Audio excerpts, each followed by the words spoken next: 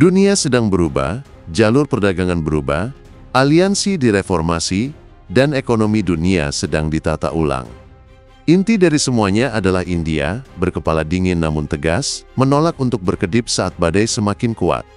Dan satu-satunya negara yang sekarang mengawasi India dengan lebih gugup dari sebelumnya, Tiongkok.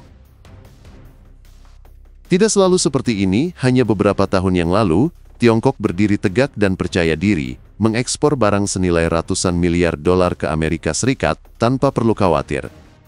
Namun kemudian muncul tarif. Di bawah Presiden Amerika Donald Trump, bea masuk atas barang-barang Tiongkok meroket, beberapa mencapai 145% yang sangat tinggi. Dalam sekejap, jalur kehidupan Tiongkok ke pelanggan terbesarnya dikepung, dan Beijing yang kini terpojok, mulai mengamati dunia untuk mencari jalan keluar. Tentu saja, Beijing mengalihkan pandangannya ke raksasa di sebelahnya, India.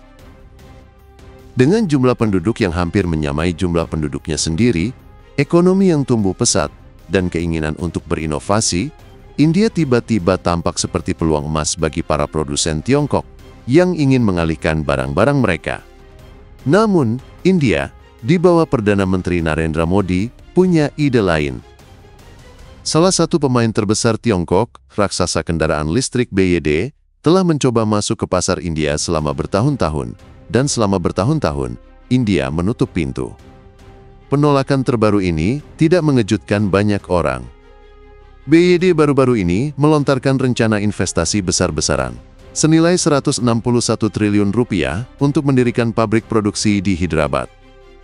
Berita itu memicu minat, kekhawatiran, dan rasa ingin tahu secara bersamaan. Namun, perusahaan Tiongkok itu tidak butuh waktu lama untuk menarik diri, secara resmi membantah laporan tersebut di tengah meningkatnya pengawasan. Ini bukan kemunduran pertama BYD di India. Pada tahun 2023, pemerintah India telah menolak proposal senilai 16 triliun rupiah dari BYD dan mitra lokalnya, Mega Engineering dan Infrastruktur Terbatas, untuk mendirikan unit manufaktur. Meskipun telah hadir di pasar India selama beberapa tahun, BYD tidak pernah berhasil membangun jejak lokal yang sebenarnya. Mereka masih mengimpor kendaraan listrik langsung dari Tiongkok, yang berkat bea masuk impor India yang tinggi, membuat harganya menjadi mahal dan kurang kompetitif. Pesan dari India jelas, kepentingan nasional adalah yang utama. Jadi, apa yang berubah? Mengapa Tiongkok tiba-tiba begitu ingin mendekati negara tetangga, yang sering kali dipandangnya melalui sudut pandang keuntungan, dan terkadang bermusuhan?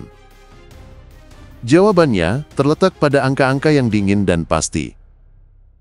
Tiongkok mengekspor barang senilai sekitar 8 kuadriliun rupiah setiap tahunnya ke Amerika Serikat. Dengan tarif yang kini membuat banyak dari produk tersebut menjadi sangat mahal, perusahaan-perusahaan Tiongkok berusaha keras mencari pasar alternatif. Dan India, dengan 1,4 miliar penduduknya, dan minat yang terus meningkat terhadap teknologi, mobil, dan elektronik, tampak seperti pengganti yang ideal. Namun, Beijing memiliki lebih dari sekedar masalah perdagangan. Hubungan antara Tiongkok dan India telah tegang selama bertahun-tahun, dengan pertikaian perbatasan di Ladakh, dukungan Tiongkok terhadap koridor ekonomi Tiongkok-Pakistan, yang membentang melalui Kashmir yang diduduki Pakistan, dan sekarang, laporan yang meresahkan tentang kemungkinan pangkalan udara Tiongkok yang sedang dibangun di dekat koridor Siliguri, yang secara strategis sensitif. Ini bukanlah masalah yang dapat diabaikan oleh New Delhi. Meskipun India menutup pintu bagi kemajuan Tiongkok, India menggelar karpet merah bagi negara lain. Hadirlah Elon Musk dan Tesla. Meskipun BYD dicegah, Tesla disambut dengan tangan terbuka. Kontrasnya sangat mencolok. Tesla telah melakukan pembicaraan aktif dengan pemerintah India tentang pendirian pabrik manufaktur di negara tersebut, dan laporan menunjukkan bahwa dasar-dasarnya sudah mulai dibangun. Perkembangan ini bukan hanya tentang kendaraan listrik, ini adalah sinyal kepada dunia tentang perusahaan dan negara mana yang bersedia diajak kerjasama oleh India. Logikanya strategis, India ingin membangun rantai pasokan yang kuat dan bebas dari Tiongkok. Dan dengan demikian, India semakin dekat dengan Amerika Serikat. Negosiasi perdagangan yang sedang berlangsung antara Washington dan New Delhi akan mengubah peta manufaktur global.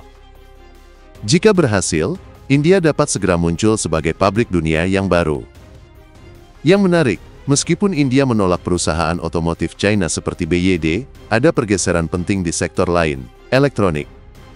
Menghadapi permintaan yang menurun dari Amerika, dan dengan tarif yang meningkat dan menggerogoti margin mereka, perusahaan elektronik Tiongkok kini menawarkan diskon besar kepada perusahaan India. Beberapa memberikan potongan harga sebesar 5% atau lebih untuk komponen, angka yang signifikan dalam industri yang sangat kompetitif. Bagi bisnis India, yang banyak diantaranya bergantung pada Tiongkok untuk sebanyak 75% suku cadang elektronik mereka, ini adalah tawaran yang menggiurkan.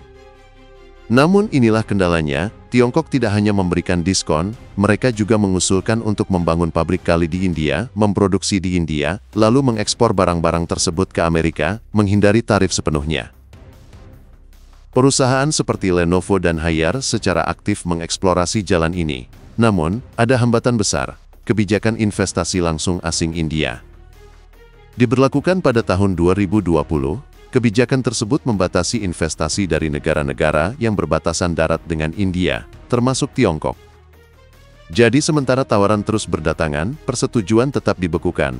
India tidak bergeming. Sementara perusahaan-perusahaan Tiongkok berjuang untuk mendapatkan pijakan, satu raksasa teknologi barat justru melambung tinggi. Apple, yang secara bertahap memperluas pasarnya di India selama beberapa tahun terakhir, kini mengirimkan iPhone langsung dari tanah India ke Amerika dengan kecepatan yang luar biasa. Sejak Maret saja, Apple telah mengangkut 600 ton, atau sekitar 1,5 juta iPhone, dari Chennai ke Amerika Serikat. Dan untuk mewujudkannya, pemerintah India telah bekerja ekstra keras. Di Bandara Chennai, koridor hijau khusus dibuat untuk mempercepat proses bea cukai, memangkas waktu pemrosesan dari 30 jam menjadi hanya 6 jam. Produksi di pabrik-pabrik yang dijalankan oleh Foxconn dan Tata sedang berkembang pesat, dengan shift hari Minggu menjadi norma baru, dan produksi meningkat sebesar 20%. India kini memproduksi 1/5 dari semua iPhone yang dijual di Amerika, perubahan luar biasa yang menggarisbawahi bagaimana rantai pasokan dunia mengalihkan dirinya dari Tiongkok. Saat itu, dunia menyambut Tiongkok dengan tangan terbuka, percaya bahwa liberalisasi ekonomi akan membawa reformasi politik. Sebaliknya, Partai Komunis Tiongkok (PKT) menggunakan status barunya untuk meningkatkan kemampuan industrinya dengan cepat, seringkali dengan melanggar aturan, dan terlibat dalam apa yang dianggap banyak negara sebagai praktik perdagangan yang tidak adil, manipulasi mata uang, subsidi, dan pencurian kekayaan intelektual di antaranya. Perang dagang dunia bukan sekedar cerita ekonomi. Ini adalah pertarungan atas prinsip, kedaulatan, dan aturan keterlibatan dalam dunia multipolar.